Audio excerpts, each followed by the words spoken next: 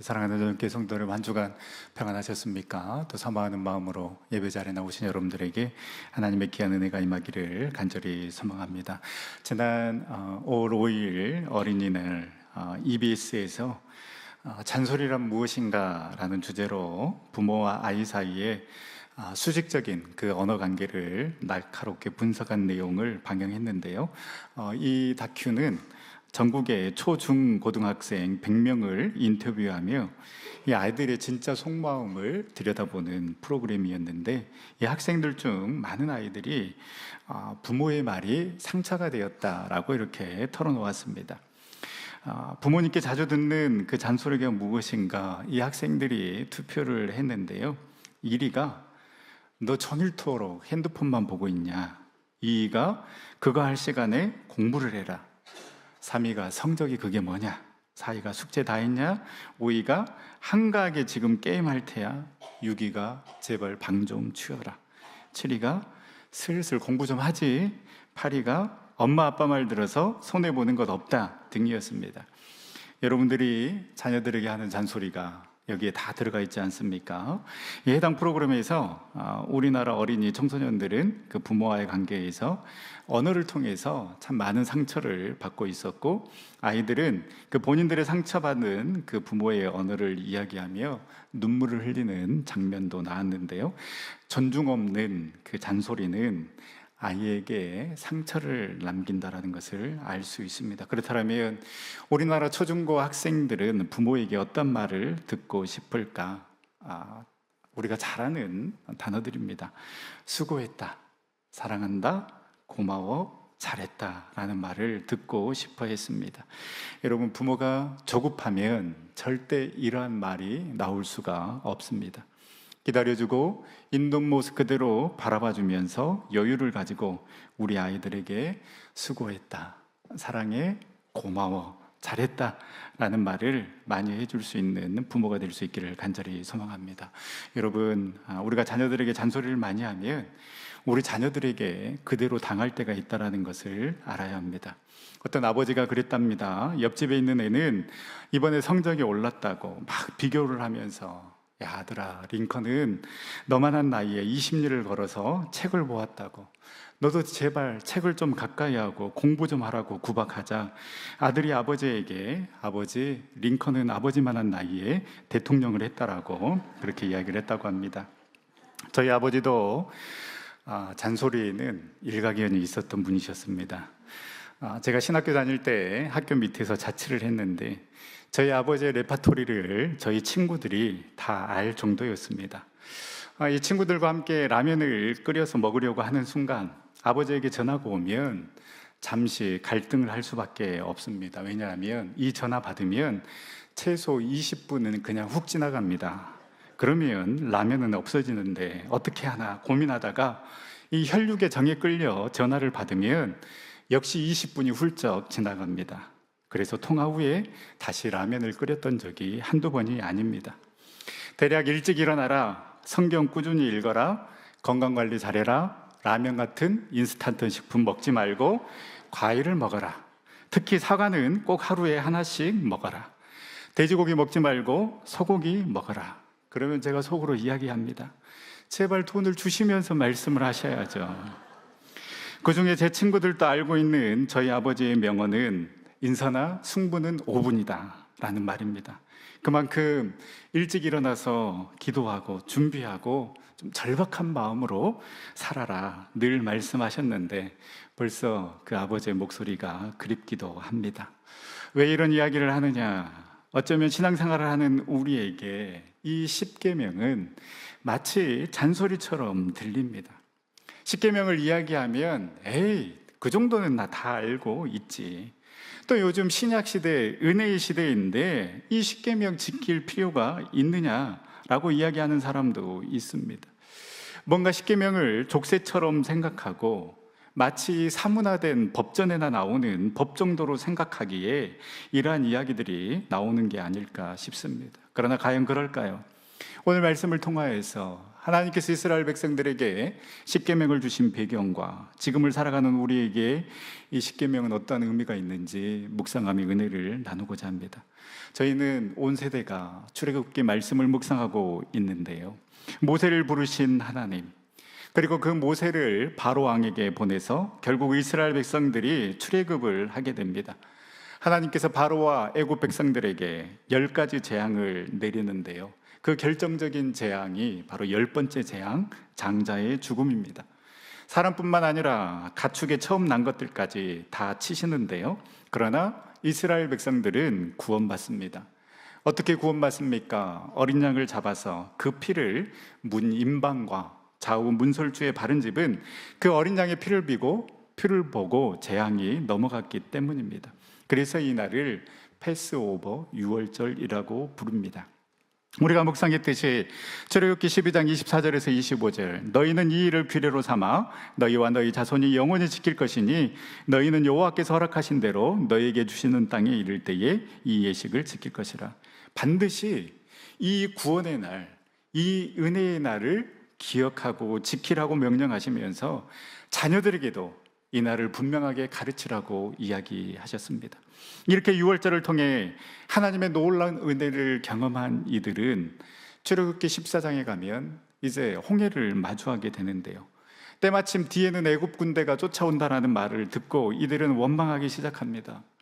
우리 매장지가 없어서 죽이려고 우리를 출애굽 시켰느냐, 차라리 다시 애굽으로 돌아가는 게 낫겠다, 원망을 쏟아내자 하나님께서 모세를 통해 홍해를 가르고 백성들은 그 마른 땅처럼 홍해를 건너가게 됩니다. 15장에서는 수르광야를 거쳐 이들이 마라에 이르는데요, 이 마라에 이르러서 이들이 물을 마시는데 물이 써서 도저히 못 마시는 것입니다. 그래서 또 하나님을 원망합니다.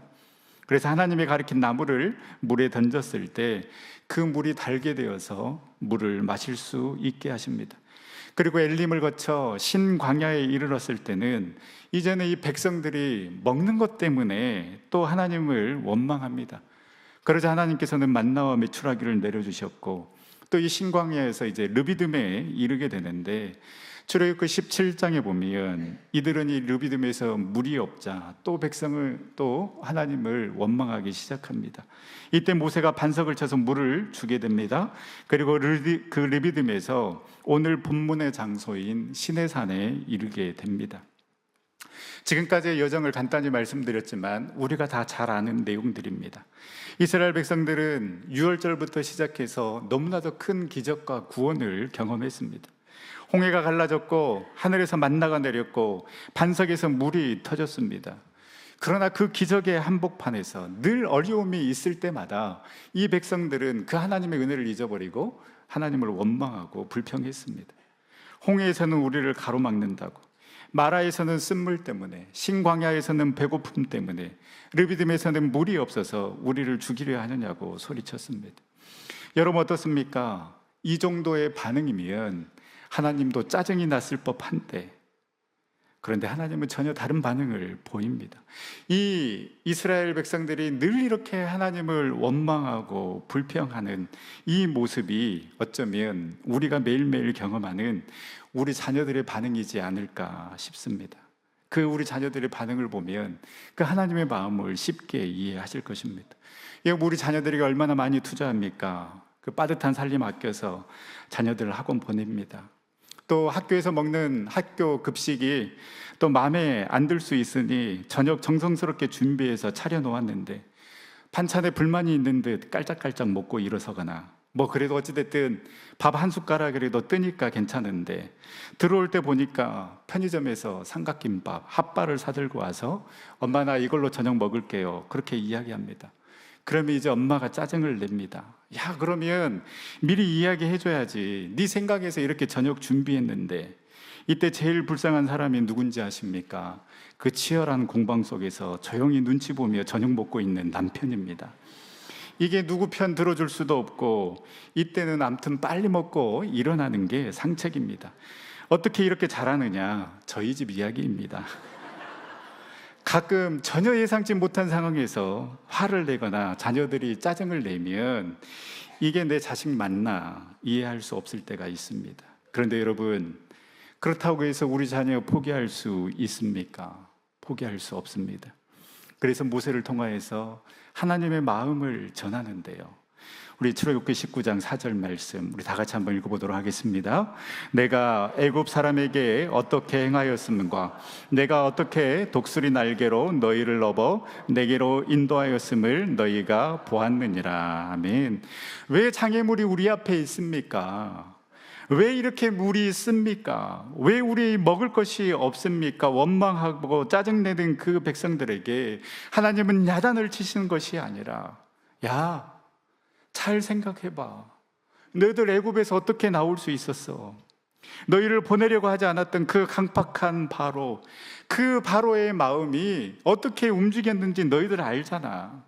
그 6월절의 은혜와 기적이 있었기 때문이고, 너희들 지금 이 3개월 동안 그 힘든 광야 생활을 하고 있지만, 그러나 너희들이 여기까지 올 수 있었던 건 내가 너희를 업어서 인도한 거야 라고 말씀하고 있는 것입니다. 여러분, 그렇습니다. 우리의 힘과 능력으로 우리가 여기까지 온 것 같지만, 그러나 주님의 돌보심과 인도하심이 있었기 때문에 저와 여러분들이 지금 이 자리에 있는 줄 여러분 믿으시기를 바랍니다. 물론 어려움이 있습니다. 낭떠러리에서 떨어지는 듯한 그 절망과 아픔도 겪기도 합니다. 그러나 하나님께서는 결코 우리를 포기하지 않으십니다. 독수리를 비유로 들었는데요, 어미 독수리가 새끼를 훈련하는 특별한 방법이 있다고 합니다. 이 독수리 새끼가 날기 시작할 때가 되면 어미 독수리는 날개를 퍼덕이고 펄럭거려서 새끼에게 날아보도록 자극을 한 다음에 이 어린 새끼를 보금자리 밖으로 몰아내거나 유인해서 날개를 사용해 보게 합니다. 아직 나는 법을 모르는 독수리 새끼는 어설픈 날개짓을 계속하지만 결국 아래로 곤두박질 치게 됩니다. 새끼 독수리가 바닥에 떨어지려는 그 찰나에 공중을 선해야 된 어미 독수리가 큰 날개를 펴서 땅에 닿기 직전에 자신의 날개로 새끼 독수리를 받아냅니다. 이런 과정을 반복하는 사이에 새끼 독수리는 날개를 퍼덕거리면서 자연스럽게 나는 법을 배우게 됩니다. 그렇습니다. 여러분, 우리는 한 가지 확신만, 한 가지 믿음만 있으면 됩니다. 우리 주님께서 결코 우리를 포기하지 않으신다. 비록 내가 광야 가운데 있다 할지라도 그 시간은 결코 헛된 시간이 아님을, 오히려 광야이기에 더욱더 하나님을 신뢰하며 하나님의 인도하심의 손길을 경험할 수 있는 시간임을 우리가 믿으며, 그 상황 너머에 역사하시는, 여전히 우리를 지키시고 인도하고 계시는 그 하나님의 놀라운 능력을, 그 하나님의 인도하심을 바라보며 나아가는 저와 여러분들의 삶이 될 수 있기를 간절히 소망합니다. 이렇게 내가 너희들을 어떻게 인도하였는지를 말씀하신 후에 하나님은 이스라엘 백성을 특별한 존재로, 거룩한 존재로 세우시는데요, 바로 출애굽기 19장 5절에서 6절 말씀 우리 다 같이 한번 읽어보도록 하겠습니다. 세계가 다 내게 속하였나니 너희가 내 말을 잘 듣고 내 언약을 지키면 너희는 모든 민족 중에서 내 소유가 되겠고 너희가 내게 대하여 제사장 나라가 되며 거룩한 백성이 되리라. 너는 이 말을 이스라엘 자손에게 전할지니라. 아멘. 말씀드린 것처럼 이스라엘 백성들은 늘 원망하고 불평하는 자들이었습니다. 기적을 경험했음에도 불구하고 하나님을 잊어버리고 하나님을 찾지 않고 하나님의 시간을 기다리지 못하던 자들이었습니다. 그런데 하나님은 이 백성들을 어떻게 바라보고 계십니까? 너희들이 내 말을 잘 듣고 내 언약을 지키면 내 소유가 되겠고 제사장 나라가 되고 거룩한 백성이 되리라고 말씀하십니다. 내 소유가 되겠다. 내가 너희를 결코 포기하지 않겠다라는 것입니다. 무슨 일이 있어도 너는 내 소유이니 내가 너를 지키겠다라는 하나님의 마음이라고 할 수 있습니다. 제사장 나라가 되게 하겠다라는 것은 이스라엘이 이 세상의 모든 나라 중에 너희 나라를 내가 특별히 구별하여서 그 하나님과 직접적인 교제를 나눌 수 있는 특권을 누리게 해줄 것이다라는 동시에 이스라엘이 열방과 하나님 사이를 연결하는 중재자로서의 역할을 할 것이다라는 뜻입니다. 그러니 어떻게 살아가야 하겠습니까? 이방 민족들이 우상을 섬기는 것처럼 그렇게 살아가는 것이 아니라 살아계신 그 하나님 한 분만을 사랑하고 섬기는 거룩한 백성이 되어야 함을 하나님께서 말씀하고 있는 것입니다. 여러분, 이스라엘 백성에게 하시는 이 말씀은 동일하게 우리에게도 주시는 말씀인 줄 믿습니다. 왜 그렇습니까? 예수 그리스도를 통해서 이제 우리 또한 제사장이 되고 거룩한 백성이 되었기 때문입니다. 그 예수 그리스도를 통하여서 제사장처럼 언제든지 하나님 앞에 나아갈 수 있기 때문에 그 예수 그리스도를 통해서 우리가 제사장이 되고 그 예수 그리스도를 통하여서 우리 죄가 씻음 받고 우리가 거룩한 백성이 되었다라는 것입니다.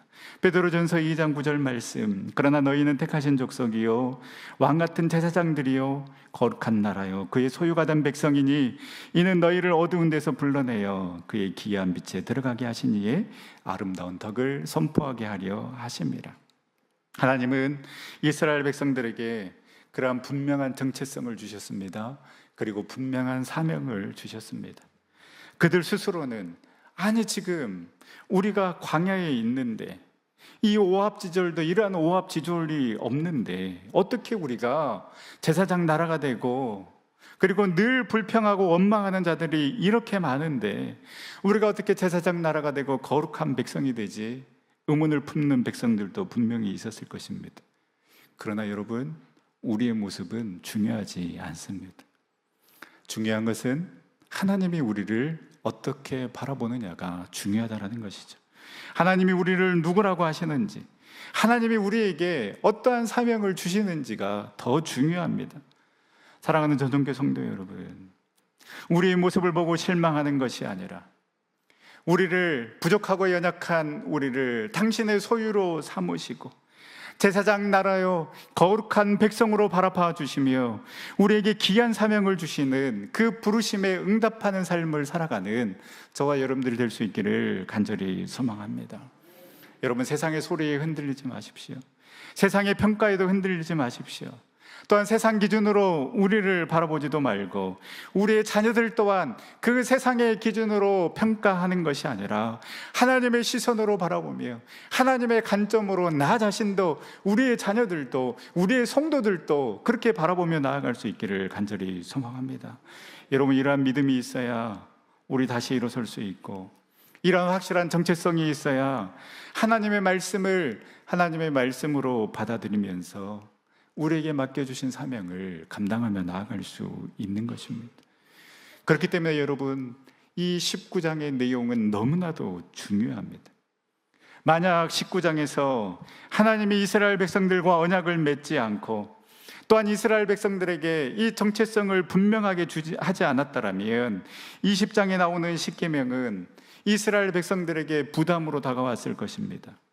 하나님이 우리가 말을 안 듣고 매일매일 불평하며 원망하니까 우리를 속박하기 위해서 이 계명을 주셨구나. 우리가 너무나도 미워서 족쇄처럼 너희들 한번 이렇게 살면서 고생해봐라 이렇게 생각할 수 있지만, 그러나 하나님께서는 이 19장을 통하여서 너희들은 많은 민족 중에 내가 특별히 선택한 민족이야. 그래서 너희는 제사장 나라가 될 것이고 그렇기 때문에 거룩한 백성의 삶을 살아가야 하니 너희들이 이러한 삶을 살아갈 수 있도록 내가 너희들에게 그 기준을 제시해 줄게 라는 마음으로 하나님께서는 모세를 통해 이스라엘 백성들에게 십계명을 주신 것입니다. 그러니 이스라엘 백성에게는 새로운 정체성과 새로운 사명이 생기는 것입니다. 하나님께서 이스라엘 백성들을 구원하여서 출애굽시킨 이유는 단지 고난에서 그 억압에서 해방시키기 위함이 아닙니다. 그들을 출애굽시킨 이유는, 그들을 자유롭게 하신 이유는 하나님을 섬기고 하나님의 백성으로 살아가기 위함이었습니다. 그래서 너희들 그렇게 원망하고 불평하고 살아가는 존재들이 아니야. 내가 인도했잖아. 너희들 두 눈으로 어떻게 출애굽했는지 봤잖아. 내가 앞으로 계속해서 너희들을 인도할 거야. 내가 앞으로 계속해서 너희들 책임질 거야. 그러니 너희는 제사장답게 거룩한 백성답게 살아가라고 말씀하시면서 십계명을 이스라엘 백성들에게 주신 것입니다. 그리하기에 여러분, 십계명은 억압이 아니라 은혜로서의 초대인 것입니다. 많은 사람들이 십계명을 하지 말라는 억압의 명령으로 오해합니다. 그러나 하나님은 이 계명을 통하여서 이스라엘 백성들을, 우리를 속박하려고 하는 것이 아니라 보호하려고 하셨습니다.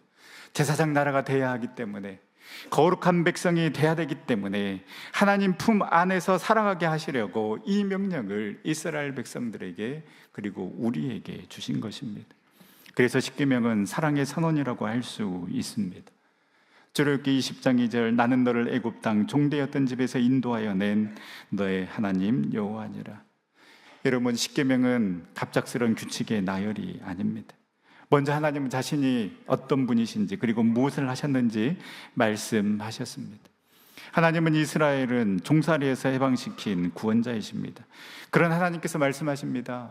너는 내 백성이다. 그러니 이렇게 살아야 한다. 여러분, 사랑하기 때문에 이렇게 말씀하신 것입니다. 그래서 여러분, 십계명은 억압의 언어가 아니라 사랑의 언어인 것입니다. 사랑하지 않으면, 하나님께서 이 백성들을 사랑하지 않으면 그냥 네 마음대로 살아라고 그냥 방치할 수 있지만, 사랑하기 때문에 계명을 주신 것입니다. 그래서 여러분, 십계명은 차가운 돌판이 아니라 백성들을 향한 뜨거운 하나님의 마음이 담긴 사랑의 선언이라고 할 수 있습니다. 또한 십계명은 진정한 자유를 누리기 위해 우리에게 주신 선물이라고 할 수 있습니다. 이건 해라, 이건 하지 마라, 우리의 자유를 억누르는 족쇄가 아니라 진짜 자유를 우리에게 주시기 위해서 이 십계명을 허락하신 것입니다. 여러분, 법이 없으면 자유로울 것 같지만 법이 없으면 오히려 우리의 자유가 더 억압받게 되는 것입니다. 4차선 도로에 여러분, 신호등이 없다고 생각해 보십시오. 서로 먼저 가려고 사고가 나고 난리가 날 것입니다. 십계명은 바로 하나님 백성들을 위한 삶의 규칙입니다. 이 규칙이 있기 때문에 하나님과의 관계가 온전해지고, 이 공동체 안에서도 우리가 서로 사랑하며 섬기며 살아갈 수 있게 되는 것입니다. 그래서 여러분, 십계명은 거룩한 부르심에 응답하며 살아가는 삶의 방식이라고 할 수 있습니다. 이미 말씀드린 것처럼 출애굽기 19장 6절에 하나님께서 이스라엘 백성들을 나의 소유된 백성으로, 제사장 나라로, 거룩한 백성으로 부르셨습니다. 부르셨기 때문에 이제 이스라엘 백성들은 그 하나님의 부르심에 응답하며 살아가야 하는데, 바로 그 기준, 그 삶의 방식이 십계명이라고 할 수 있습니다. 이 십계명이 우리의 삶을 어떻게 안내하고 있습니까? 1계명, 너는 나 외에 다른 신들을 내게 두지 말라. 우리의 삶의 중심이 오직 하나님이어야 한다라는 선언입니다. 다른 어떤 것도 하나님보다 우선될 수 없다라는 선언입니다. 제2계명, 너를 위하여 새긴 우상을 만들지 말라. 하나님을 내 뜻대로 조각하거나 제한하지 말라는 경고입니다. 눈에 보이는 형상으로 하나님을 축소하지 말고, 하나님의 능력을 제한하지 말고, 보이지 않지만 살아계신 그 하나님을 온전히 예배하라는 하나님의 초대인 것입니다. 제3계명, 너는 내 하나님 여호와의 이름을 망령되게 부르지 말라. 하나님의 이름을 가볍게 대하지 말고 삶으로 그 하나님의 이름을, 그 하나님의 영광을 드러내라라는 요청입니다. 안식일을 기억하며 거룩하게 지키라. 참된 쉼을 통하여서 하나님의 창조주이심과 진정한 능력자이심을 인정하라는 초대입니다. 바쁨이 전부가 아니라 쉼 안에서 하나님과의 관계를 새롭게 하는 은혜의 날인 것입니다. 제5계명, 내 부모를 공경하라. 가정은 하나님의 질서가 세워지는 첫 번째 공동체입니다. 부모 공경은 도덕의 문제가 아니라 하나님이 주신 권위에 대한 존중과 순종의 훈련입니다. 살인하지 말라. 생명은 하나님의 형상으로 지음받았기에 함부로 할 수 없습니다. 이 살인이라는 행위뿐만 아니라 미움, 분노, 무시, 혐오조차도 생명을 해치는 죄이다라고 말씀하고 있습니다. 간음하지 말라. 결혼은 언약이며 하나님의 창조 질서입니다. 정결함은 단지 성적 윤리만이 아니라 인격과 관계를 존중하는 사랑의 태도입니다. 8계명, 도둑질하지 말라. 타인의 물건뿐만 아니라 시간, 신뢰, 기회까지도 훔치지 말라는 명령입니다. 9계명, 내 이웃에 대하여 거짓 증거하지 말라. 말은 무기가 될 수 있습니다. 거짓은 관계를 무너뜨리고 공동체를 분열시킵니다. 진실을 말하는 용기와 침묵할 줄 아는 지혜가 함께 있어야 합니다. 십계명 내 이웃의 집을 탐내지 말라. 탐욕은 마음에서부터 시작되는 죄입니다. 비교와 시기로부터 벗어나 하나님이 주신 것으로 만족하며 살아가는 그 삶의 태도를 배우라는 초청입니다. 사랑하는 성교 성도 여러분, 우리의 삶의 자리에서 하나님을 바르게 예배하며 사람을 존귀 여기고 사랑하며 살아감으로 말미암아 하나님을 사랑하고 이웃을 사랑하라는 그 하나님의 거룩한 명령을 지키며 우리를 하나님의 소유로 삼으시고 제사장 나라 거룩한 백성으로 부르시는 그 부르심에 응답하며 살아가는 저와 여러분들 삶이 될 수 있기를 간절히 소망합니다.